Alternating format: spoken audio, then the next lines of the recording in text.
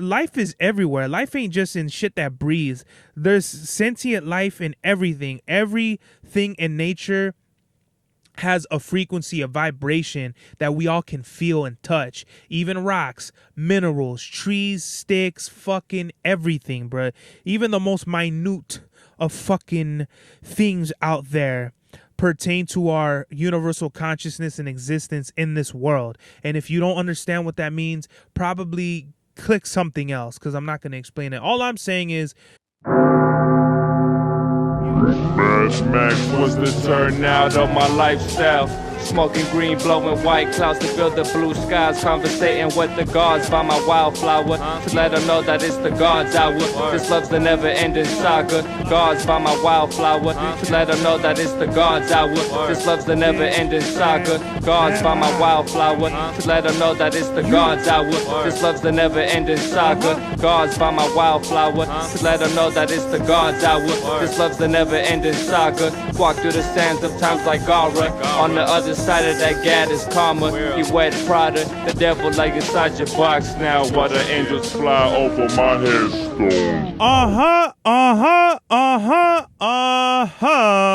We are back with another episode of the God's Hour podcast with your boy Big Cerbavelli, back in the place to be, La Merca Superior Palace 81 Studios. We are live in effect, live in the car. It's your boy Mr. 9 Times. Yeah, man, today's mathematics is wisdom and power equality, all being born to God. Now, if we're going to do specifically wisdom and apply it to our power, that means we are reaching closer to God with every single word we speak into existence, because therefore our power is in our wisdom.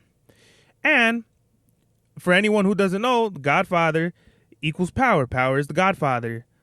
What did that have to do with shit? It didn't really got to do nothing with mathematics, but I'm just saying, man, your wise words are your power, and that is all being received. That is all being ran through. It is all being perceived. It is being watched by God. You are reaching God whenever you're speaking your powerful, wise words and wisdom into existence. Peace. Today's drip check. I am not wearing Imperial, unfortunately, but if you didn't know, Imperial.apparel 9 Instagram, go follow that right now. I just wore my regular white tank top. This is like the tank top and shit that I work in. I didn't think you were going to be able to see it. I thought, because I'm in my mom's car right now, and here go the fucking neighbors and shit. We clocking the neighbors right now. They always coming in like at 10. So we going to see that. They some bitch ass levas anyway. If y'all seeing this, fuck you. Suck a dick. But what is it? Well, they threw me off my game. I wasn't wearing any Imperial today because I didn't think we were gonna see the shirt. I'm in my mom's car right now. My car is actually thank God my pops knows mechanics, so shout out to the homie. He's working on my car right now. It looks like at the least it's not gonna be a big job. At the most, we're looking at some expensive work, which I hope and I pray that nothing crazy happens to my car. So either way, I'm still going to be dipping and dodging, ripping and rocking, you know what I mean, doing all the fun Cerbavelli activities that I normally do, just while my car is in the shop, and then thankfully my mom is letting me borrow her car. Those are the perks, ladies and gentlemen, of your mother not having a 9-to-5. She lets you borrow her car while you do your 9-to-5, and all I have is this sick, it's like a sweet, kind of like a light blue with a hint of green Dodgers hat. And I feel like you could see more of my body than whatever. It doesn't even matter. The shoes aren't important, but I guess, you know, I could take them off and show you. But these are everyone's favorite dad shoes, fucking Air Monarchs. You know, Air Monarchs for the win. I'm gonna do a kick test for these, but basically for the price, you're not beating this shoe at all. I don't give a fuck what it is, what brand it is. For 80 right now, I think Air Monarchs are going for $80, and that's retail. That's not on sale. That's, you know, I want to say it's 80 flat. Air Monarchs, they're my favorite. They're my most favorite comfortable shoe for the price. The only thing is, when Nike gives me that Nike deal, I'm gonna be gunning for Air Monarchs, and I'm gonna come out with some fire colorways. And trust me, bro, what I think it is Air Monarchs are like such a staple. They're like Air Forces. They're like the Air Forces on the low. Like all the kids want Air Forces and all the dads want Air Monarchs. You get what I mean? It's just Air Monarchs are the Air Forces for dads, retirees, and people like me that don't care about fucking beating down their sneakers. I've been this year alone, I think I've been through 2 pairs of Air Monarchs. You know, but then again, I'm doing heavy miles every day with them. I'm beating them down and I'm rotating them. So I usually switch from Asics to Air Monarchs. What it is when I wear my Kayano 14s, I'm usually somewhere where I'm not going to be doing a whole lot of walking and I just need to be comfortable. They're just real light, breathable, and the gel's an okay support system. I just don't want to, like, my Air Monarchs are newer, so I don't want to be dirtying them up. Versus my Kayano 14s, it's like, I want to rip them in half already. Like, I'm so mad that I spent so much money on shoes that just don't feel like they're doing the job that they need to do, you know? For anybody else, they could do the fucking job. For me, they're not doing the job in that they're not they're not comfortable for the price, and they're just...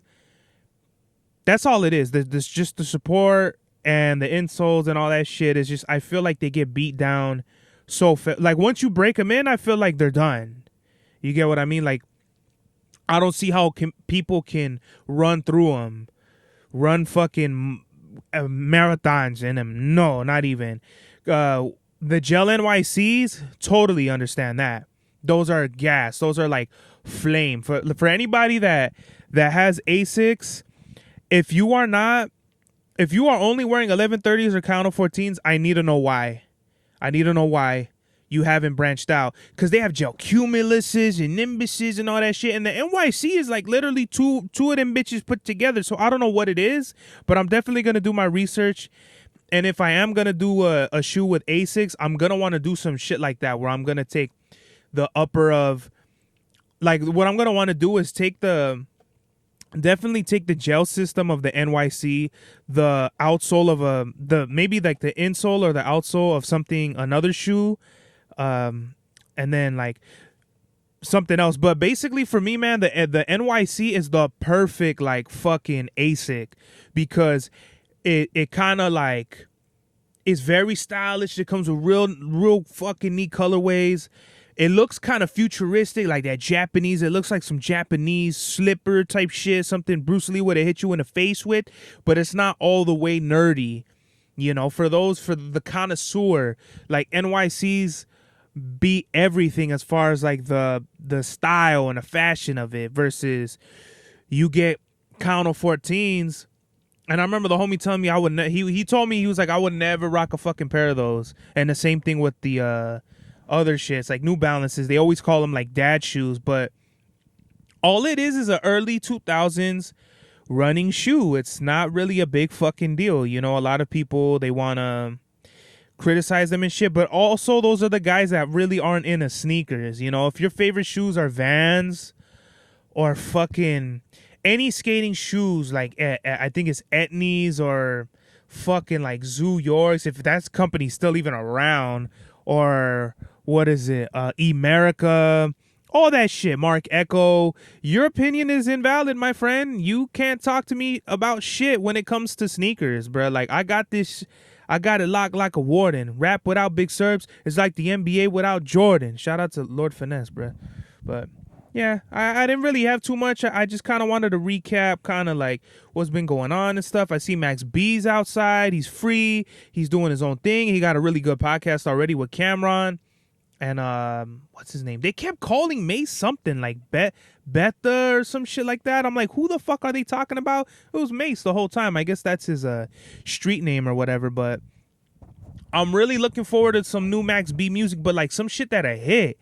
You know, he's been out for about like 2 weeks now or something like that. Like, I'm not saying like we need music. We don't need shit from Max B because all of his stuff has been like shit over the phone or something like that.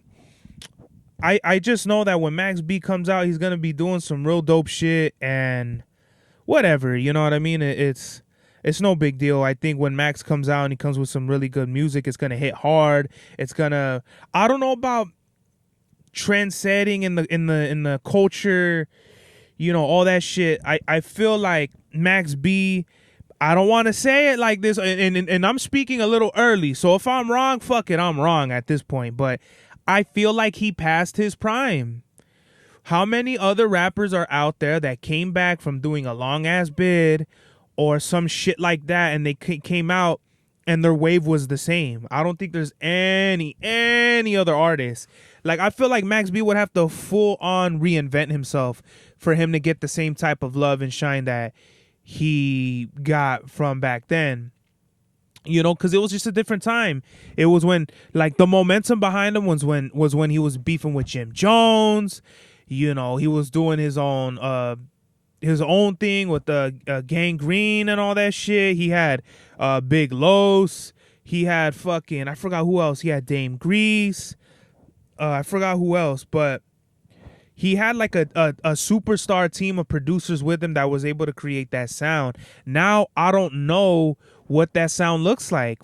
If he's going to have the same type of producers, if he's going to want to stick with the same type of production. From what I know, he's been trying to kind of like chase that high that he set fucking like 20 years ago, which isn't a bad thing, but I'm just saying, like, your sound was so futuristic then that we've kind of moved away from it. When I bump Max B, it's fly now to me. It ain't fly to everybody though. For those who know, and for those who might not be up on this shit, they're like, damn, this shit's hard. But really, bro, like, and I don't say this to be disrespectful, but Max B, a lot of his songs are like, the hooks are kind of like, they're not mid, but they're kind of the same songy crooning. It's cool, man. But Max B is somebody, like, you gotta find the real gems. To me, he's an artist that you don't let a whole album rock. I haven't heard like one whole album from him. And granted, I haven't heard like Public Domain or anything like that. I'm just saying from like the library, the Wave libraries or the Wave catalog or some shit like that. I'll listen to them shit straight, and I'm like, oh, okay, I'm kind of not really feeling this shit, but it's okay, bro, because every artist is like that. I know I can't listen to my own album straight through because sometimes I might not be in the mood. A lot of my songs are real deep, and just like, you got to be in like a certain space for them. You know what I mean? It's not, when I make music, it's not to be on some fucking party type shit. Not saying Max B's on that shit, but his shit was the wave. You know what I mean? Like I'm quoting him. His music is like some sexy, grown and gorgeous shit for the summer. And that's fly. If that's what he wants to do, he's doing a great job at it. But this comes from a place of me wanting to see him do better musically, artistically, and just as a grown man. He's been in prison for over half his life. I think he's like in his like late 40s, and his bid was like 17, 18 years, and then he did 8 years before that. So he did a quarter. He's done like at least a quarter, and he's 40 fucking like 7 or some shit like that. He's been in prison for fucking longer than he's been alive. You know what I mean? Like, or he's been in prison longer than he's been free. So that's fucking crazy as fuck. My bad if I said he's alive. I meant free. But I'm just glad he's out, and he's gonna be doing some great things with Cameron and whoever, French Montana. There's a picture with him going around with Method Man and stuff. So what else do we have in news? The show, for anybody who's gonna miss it or is planning on seeing it, we have the Nights of the Round Table, December 12th. It's going down 8 p.m. to 11 p.m. in Boyle Heights at the Boulevard Bar and Cafe. We have headlining Divine Flows. It's going to be me, Ital Santos. We have Bomb Chemist, Non-Existent, Aspect the Aztec, and the Beatsmith, Benny Blaze. That shit always tongue ties my shit. Pause. Non-Existent. We have OQ, Wanther, Advis, Ace 100, and I think that is it. Right? I don't think I'm missing anybody. But yeah, it's gonna be dope, man. I really gotta get the flyer. I've been days and days like past that shit. I told Aspect I was gonna get the flyer like a week ago. But just, I hate being a fucking broken record about this shit, but I really am busy, man. I just came back from Mexico. We left yesterday. Like, I got 2 hours of sleep. Then we went to Mexico. I barely slept on the way there. And then same thing coming back. Like, I got better sleep today, but I still didn't get the sleep that I wanted. So, just traveling takes a lot out of you. And then plus my sister was there. So that shit wasn't really gelling good, like, with me and all that shit. I'll probably get to that later. But we're talking about the Knights of the Round Table is going down Friday, December 12th, 8 p.m. to 11 p.m. Again, it's at the Boulevard Bar and Cafe in Boyle Heights. It's going to be a great turnout, man. It's going to be a free show, man. So if you're in the area or you just want to see a really dope show, this is the illest hip-hop show in LA. I promise you that, bro. We have some heavy hitters, bro. Rising stars from the fucking Los Angeles and surrounding areas, bro. Not everyone is representing LA. You got Itao, he's from fucking Colton, or at least he's repping the IE. Me too, I'm from Ontario. Divine Flows, Bomb Chemist, they're repping the Harbor area. Non-existent, if I'm not mistaken, he's somewhere like LA somewhere, I'm not too exact. 130's from Pico Rivera. Advis, I want to say he's from Hawthorne. And OQ, he's from the Valley, right? I think North Hollywood he's representing. But you get what I mean? Like, we're like me, man, I'm really trying to put on for the homies and shit. I'm not going to wait for no handouts. I'm just going to do my shit. And I always forget it, but 30 Miles, man. What the fuck's going on with me? 30 Miles, he's going to perform as well. If I'm not mistaken, he's gonna be DJing and or do a rap set. I do not know. He DJs, he raps, he does a lot of things just like me. So shout out to him. Looney, I don't know if Looney's gonna perform, but he does want some merch, and I just reminded myself so I could fucking get an order placed for him ASAP, bro. I gotta do that shit ASAP as soon as I get paid, because if not, it's just not gonna happen. You know what I mean? And I gotta shout out the homies. I think I'm just going to do a real small run. I'm going to get Looney. I'm going to hook Looney up, get something for me, get something for the homies, and then we're going to rock with it like that. I got a lot of stuff planned for Imperial. I got, for 2026, bro, I'm going to go bodyguard hard. This year, the year of the snake really represented the brand, man, because it's just me, like, shedding and building upon, like, my ideas and stuff like that and just getting it rolling. So recalibrating was 2025, 2026. I'm going to go bodyguard hard. I got a whole box full of ideas and clothes and designs and shit like that. Shout out to Miggs. He's been really helping with the vision. Pazum, I got to hit him up. He's still, we still got to work together on some shit. I'm not going to, I don't like airing none of my business out, like my business out, personal and family shit. Fuck all that shit. Like, we could talk about that.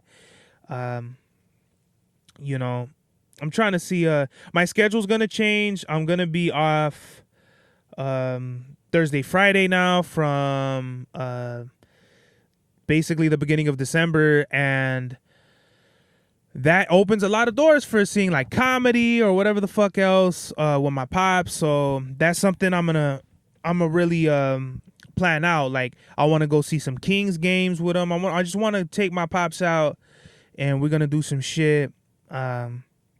This podcast, I want to do something different, man. I want to tell some stories or some shit like that.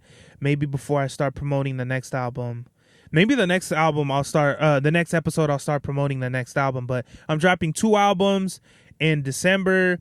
I just want to keep it under wraps, but letting y'all know that I'm finishing the year off very strong. I was gonna wait until dropping one of the albums, like maybe January. Like, I was thinking like my birthday, but you know what? I'm like, fuck that shit. I gotta hit up the homie, see if he wants to shoot some videos for me. And yeah, just busy, man. I don't think people understand the amount of time that, I've said it before and I'll say it again. What has gotten me sad, man, over the last couple of whatevers is one of my koi fishes has dropsy, and for those who don't know, it's like fluid building in the fish and it becomes bloated. And once the scales stretch, like they're fucked. Like, you know what I mean? I don't mean that disrespectfully, but it's like it's too fucking late. So I didn't know that. This is the first case of dropsy any of our fishes have had. So once I seen that shit, what I noticed was I thought the fish was always sleeping. So I'm like, this doesn't look good. The fish looks sick.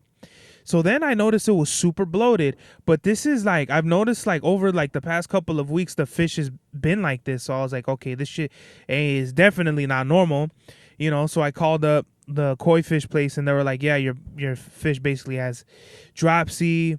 If it's like, you know, hovering around the bottom of the pond, which it is, you know, there's nothing you could do. Basically, they were telling me the best course of action is to euthanize the koi fish so it doesn't suffer anymore. I got emotional over that. And so, yeah, it's not gonna be fun doing it, but it's just the fact of life. We've lost so many koi fishes in the pond, like it's ridiculous. I want to go out on a limb and say we've had like 50 koi fishes over the span of the pond. We've had a lot of fishes die or be eaten by hawks, and it's unfortunate, but that's just life, man. When you're they say like kids are like pancakes. You're gonna fuck up a couple before you get them right, and that's just with anything with kids or any first time experiences. You're gonna fucking make mistakes, and we made a lot of mistakes with our pond. So for all of you koi lovers and people who are thinking about getting a pond with koi fish, this is not some shit that you just say, oh, I want to get a fish and put it in a bowl. Like, you really got to do your research. You got to test your water that's running through your fucking, you know, your house. The running water you have, is it high levels of chlorine or fucking metals or any of that shit? Is there any bacteria, parasites? What kind of koi fish are you getting? Are they gonna be the fucking cheap ass ones or the fucking expensive ones? And if you're gonna do that, are you gonna farm them? Are you gonna keep them like us and just have them as like, I don't like saying pets, but just like, they're like family. My pops is right. Like, when my pops tells Presley, you know, let's go feed your brothers and sisters, I thought that was so weird, but he's right. They're part of the fucking family. You know, I feel bad every time we throw the fish away. Like, I want to bury them, but if we had to bury every fucking fish, we just have the backyard would be a fish graveyard. You know what I mean? So I kind of feel disrespectful for doing that, but it's just, the fish is gone. You know, whatever the fish, God bless. If they're swimming in the afterlife, you know what I mean? So there's no point in kind of like sulking or doing a big thing about the koi fish. Just them knowing that we gave them the best life that they could have ever had is like great for me, because a lot of fish don't make it. Or, you know, a lot of fish don't, like one of the fishes that we have is easily like 10 years old for sure. Maybe even more, maybe more like 15 years old, I want to say. Because they grow big, but then they only grow to the size of the pond. You know, they grow based on their like environment. So if you have like a fucking lake in your backyard, they'll grow big as fuck. Or like us, we have a little, like a 600-gallon pond. So the fish is only gonna fucking grow so big. The males only get like this big, but then the mama's like even bigger than that. So I don't know, man. I don't want to get any more koi fishes. I think I'm done. I love them. I'm just gonna take care of them, feed them, give them the best life that we could give them, because you're only supposed to have one mama, one female, in a 1,000-gallon pond, and we have one female in a 600-gallon pond. So I don't know what the fuck that is. We still have other babies. We for sure have, like, the one that has dropsy came out of a family of like orange kois, like 2 other ones that I think are males too. I think they're all males, and those have to be like 3 years old at least. Then we have the babies that are like 2 years old at this point, or some shit like that. And yeah, so yeah, man, it bummed me out, but the whole dropsy shit is like, it is what it is. I have to buy clove oil and put it in a yelera, mix the water up, make sure I put it to sleep, and then euthanize it so it could go out cleanly. And it just made me think of like the chivos. My grandfather, I mean, I would watch. I wouldn't watch him like that, but I remember seeing him kill them and slice their neck open and hang them in the tree and shit like that in the backyard of my grandma's house. So it's just a cycle of life, man. It's just, koi fish were originally food. They were fucking bred to eat. But then somebody said, I like the colors, and now we have fucking koi fish, like, for pets. So I'm pretty sure in other places like fucking Japan or something, they eat koi. Fucking oh no, man, I don't know. My bad. I'm sorry if I'm talking out of my ass here, but I would imagine there's still some places where they breed koi just to eat. Like, not every fucking country has the luxury of breeding pets just for the fucking sake of keeping them. Nobody's fucking keeping cows as friends or fucking, chickens and pigs like that. Like, no, for the most part, you're gonna breed chickens, cows, and fucking pigs to eat. And that's just the bottom fucking line. You vegetarians or vegans out there, y'all can't just, y'all ain't gonna escape from this one. Y'all gonna grow carrots and celery sticks and spinach sprouts and all that shit. And you're gonna kill that shit and pull it the fuck out of the ground, blend that shit up or chop it up and eat it. Like, the life is everywhere. Life ain't just in shit that breathes. There's sentient life in everything. Everything in nature has a frequency, a vibration that we all can feel and touch. Even rocks, minerals, trees, sticks, fucking everything, bro.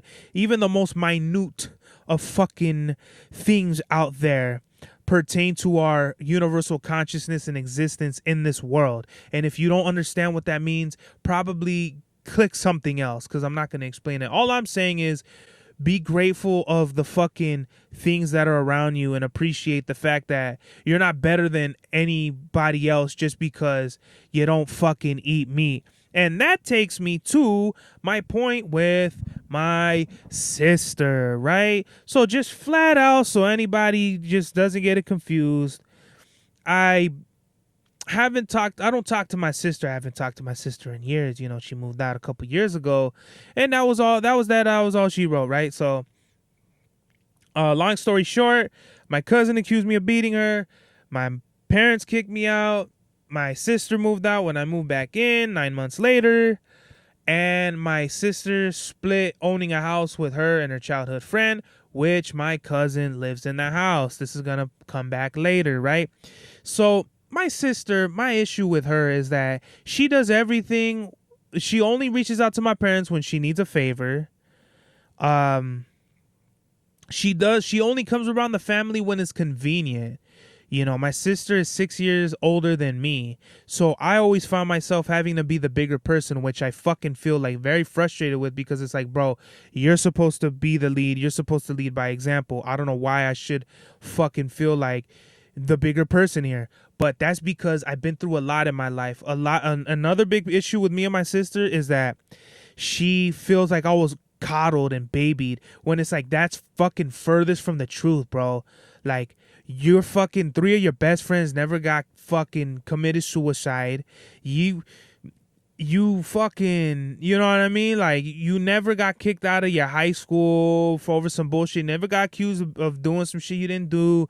Like, all my trauma, like all the trauma you've ever like had in your life never amounted to an ounce of the pain I have to feel and carry every day of my life, bro. And that's a fact. I know that's a fact, because when I look in her eyes, I just see somebody that takes shit for granted, and I'm like, fuck, bro, really? Like, you're mad over this? This can't be your reality you're in, bro. For you to be upset about some very, very not to be mad about shit is so fucking offensive to real ones out here that have really fucking struggled. It's a slap in the face to people who actually have to deal with depression. For me to hear the bullshit that like my sister has an attitude with. That's why even like, I got a new album coming out and I basically shit on my sister the whole song, because it's like I was holding all this shit in. I'm like, nah, fuck that shit, bro. I got to get some of this shit out. Got to get this shit out, bro. This shit is like, it's fucking like just dampering my life, and I have to expel that shit out of my system, bro. You can't hold on to negative energy. When we talk about build and destroy, we got to build upon our negatives and destroy upon our we got to build upon our positives and destroy upon our negatives, because this shit was like poison. And once I made that song, man, I felt so much free. I felt so much alive, bro, after I did that shit. My sister, man, and to be fair, right, to be cool with everything, man, it was really cool to see like my sister again. This was the first time in like almost 10 years that the four of us, my parents, and my sister, we all got together. We all went to Mexico. My problem is her fucking attitude, the way she just kind of like tries to belittle me and my mom in the family in front of my pops. You know, she makes like disrespectful remarks to my pops. Without even like, I don't even think she knows. Like, I don't even think she has that emotional, mental maturity in her fucking brain to like even fully grasp understanding. Like for my mom, for me to feel like my mom is like the more mature one out of both of them is fucking crazy. Cause my mom is psycho and she's somewhere else. I love you to death, mom, but you're fucking crazy and you're overbearing. And my sister, fuck, she's like that times two, but like more emotional. You know what I mean? Like, oh, sorry that you got your little feelings hurt. You know what I mean? I've been like a highly functional depressed motherfucker for years until like I just kind of like snapped out of it. Like, you know what I mean? I don't feel like I'm depressed at all. There were just years, man, like in my teenage years, definitely from when I was like probably 14 to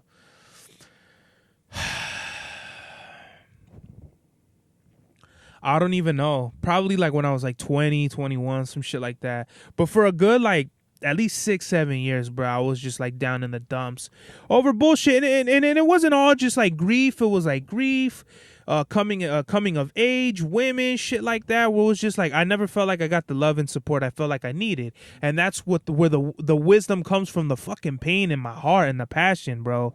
You know what I mean?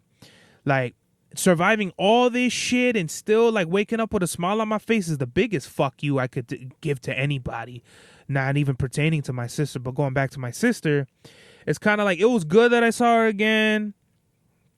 You know, I basically like every chance I took to kind of like okay, so we went and fucking I paid for a meal. It wasn't nothing like, it wasn't no fucking flaming, you know what I mean? We just had Taco Bell. I paid for her food. It was like $10, right? And she just looked at me and shook her head. You didn't need to do that, but thank you. And I literally didn't say anything because it's like, I don't care. Like, I really don't give a fuck about how you feel. I'm doing this because I want to do this, and there's nothing you could do to stop me. You know, not on be on no funny or weird shit, but I'm just saying, if I want to pay for a fucking meal of yours, all you got to say is thank you. You got to add all this other extra shit and fucking weird faces to it, bruh. Just fucking be happy that your little fucking brother paid for your fucking food. Say thank you, and that's it. What's so fucking hard about that? You know? The fuck? All right, so whatever. Stupid jokes, bullshit.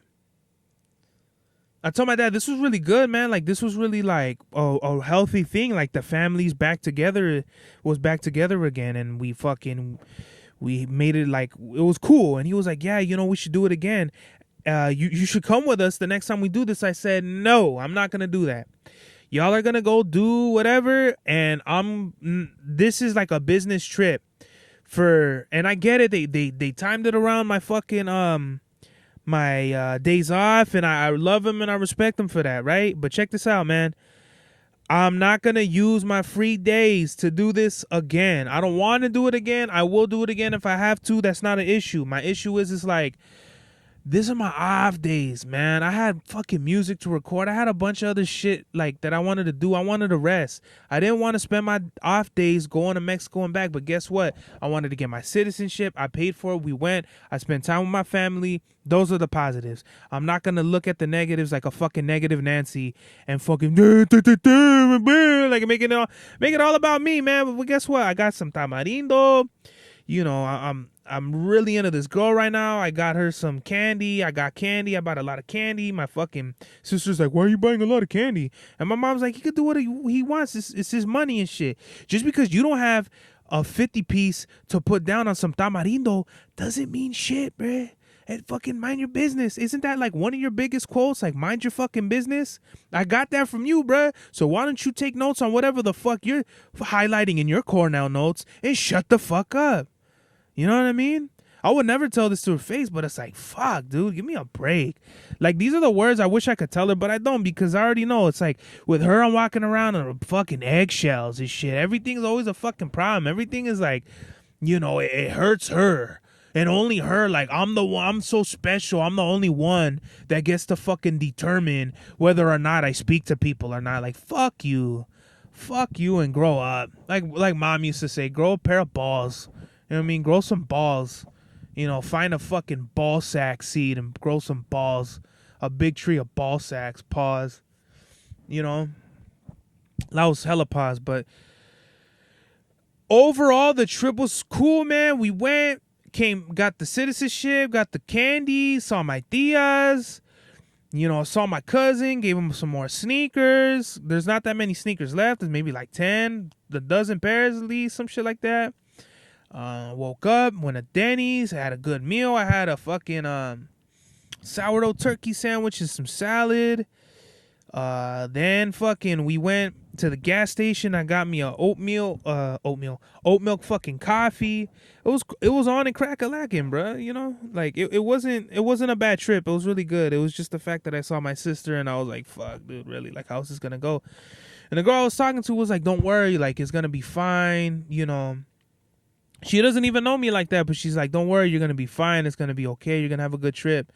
You know, and that's something that I really cherish, like, with women, when women are really supportive and they don't fucking do any of this other bullshit, like fucking judge me or not support me or anything like that, or ghost me or block me. You know what I mean? It's like, I don't even like bringing her up, you know, the girl I'm talking to, because you don't put like good news out into the air because you never know what the fuck's gonna come back. But, you know, I'm keeping it real with y'all, man. I've been talking to this girl. She's beautiful. Inside and out. She's just a beautiful person. She makes me feel really good, really safe. She makes me feel like a man. That's the most important part. She makes me feel like a fucking man. And I know I make her feel like a woman, you know, a respected woman that's not treated like shit or runs, you know, I'm showing her that I ain't a man that's just gonna run off or be intimidated or any of that shit. Like, nah, like, let's figure this out. You know what I mean? If we're going to be in each other's lives, if we like each other, we're attracted to each other, and we want to make this work, how are we going to make this work? And how can we work on ourselves to be there, to be the best versions of ourselves for each other? Because you got to love yourself first before you love somebody else. That's number one, bro. And yeah, she's a little insecure, but she lets me know. And I'm for sure insecure. I'm not going to tell her that, though, about little shit. I'll talk to her and I'll be like, fuck, like, not all the time, but just there's been like rare occasions where I'm like, fuck, like, is this, you know, this is reality. If this is the person I'm going to want to spend my life with, this is what it is. And not every woman is perfect. And that's what's grounded me. It's like, fucking beggars can't be choosers, bro. Or is that whatever the fuck, right? Yeah, beggars can't be choosers. And I'm not begging for shit. I'm just saying, like, this is what it is. These cards are what's on the fucking table. Take it or leave it, motherfucker. You know? Yeah, we all wish we could have the fucking fine ass trophy wife with the fat titties and the fat ass and the, you know, fucking gok 3000, and she fucking wakes up and she got pancakes before you made already, and she shuts her fucking mouth and doesn't give you any shit. Every fucking guy wants that girl, but guess what? You know where that girl is? She's in a fucking Disney movie. So you need to wake the fuck up, open your eyes, and realize the woman that's in front of you, and see the woman that's in reality and not in a fucking fantasy. Prodigy. Fuck a fantasy. I'm living in reality. Come on, bruh. You know? So... and it's just so funny, the women around me and shit, like, they feel that energy, like it ain't them and shit. It's like, good, bro. Like, I fucking waited so long for a moment like this. I wasn't waiting, man. I wasn't going to wait for nobody. I have specific timelines and deadlines for people in my head to get their shit together, bro. And I'm not waiting for nobody. I'm at that time in my life where I look at the time, I say, yep, that's it. I'm good. It's okay. Whatever you had in mind, whatever you want to backtrack, whatever the fuck you thought was going to happen in your head, that's not what I thought. You know what I mean? And that's fine. You go and you live your life the way you want to do it, because I'm going to be doing the fucking same. And you can't throw that shit in my face, because I'm going to throw it right back at you. Oh, well, I was just getting my life together. So the fuck what? So was I. You know what I mean? I was trying to figure my life out when your life was way more figured out than me and shit. And I was still trying to show up, be the best version of me when I was going through some fucking bullshit, bruh. You know? When it comes to women, man, as men, we have to look out for ourselves first. And then we show up, right? You gotta do it. I don't know about all this other bubblegum bullshit or advice that other dudes want to spin you with, but what Big Serbs is trying to say, man, is you gotta, not only do you have to love yourself, but you have to be you. You can't spin nobody. You can't be player and fucking all like, you know what I mean? Like fucking Dom Bishop Magic Wand and all that shit. That ain't gonna work, bro. Women see right through that shit. Number one, women see right through that shit. And me personally, I love Scorpio women, bruh. You know what that means? I chose the hardest difficulty of women, bruh. And not hardest difficulty as in they nag or they bitch and complain or their fucking problems or headaches or any of that shit. I'm saying the intensity. Them women don't give a fuck. They're natural leaders and they give a fuck about you or your problems. They don't care about none of that shit because they're busy trying to figure out their lives. Everyone is. But I'm just saying Scorpio women, they bring that intensity and that fucking... The energy is real, bruh. So if you don't fucking want to fuck with none of these women on that type of time, do not get with a Scorpio woman. You know, I've been continuing this conversation with the last couple of shits, but I just wanted to let y'all know that this shit is for real, bruh.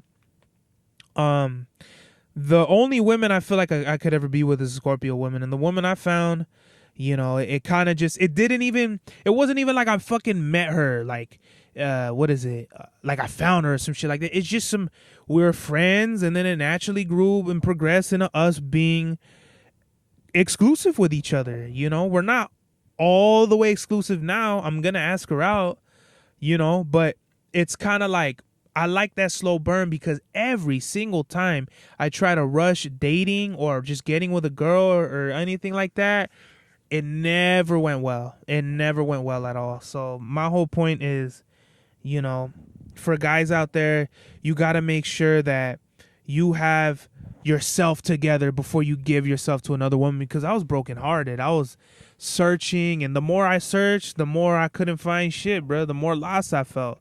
So I think it's just for all the males out there, you got to just let it happen. Even if you're alpha, beta, whatever your role is. I feel like my role in our relationship right now with the girl I'm talking to is she's the one that's leading it. I'm just like, hey, like I'm with you on this one. You know, you do your thing, mommy. I'll support you in any way that I can. You know, she's a natural leader. I love that she's a leader. And that's one of the qualities I like in women. I love women that can lead. Whenever I've led, like all the girls that I've been trying to be serious with, and I've tried to lead, it's always been a fight. Like, no, like, you know, I want to lead, or I want to do this, or you're not doing it the way I wanted to. It's like, fuck, man. Like, how can I do some shit when I don't know what a woman wants and they're not communicating that shit? It fucking sucks. But with this girl, she's letting me know, like, hey, this is a problem. I don't like this shit. Ba-da-da-da-da. You know, I just need to let you know. And I'll let her know, like, hey, like, it ain't nothing like that. You know what I mean? It's more so like, I don't like that this shit happened and it made me feel this way. And I've literally laughed with this girl, and she's like, what? And I'm like, we literally look out for each other. Like, I'm telling her, like, we're fucking it's like almost like we're the same person, except she's a woman that kind of like, she's a fucking woman that needs reassurance, and I'm a man that like needs the love. You get what I mean? I need the love and the just kind of like, basically, I need a woman that has fire, and she brings that fire, you know what I mean? And she needs a man that grounds her and stabilizes her, and I'm that man. So for the message of the day is, when you are talking to women or when you're just courting a woman in general, take it slow. My mom gave me the best. That's probably the best advice my mom ever gave me, was just take it slow. You know, don't be in a rush. Just let it happen. If it's meant to be, it's meant to be. And it couldn't be any more true now. I don't even know. I could jinx myself right now, knock on fucking wood, that don't happen. But I'm just saying, bro, like, fucking, I'm really into this chick. I hope everything goes well. And we'll see what happens. This is the God's Hour.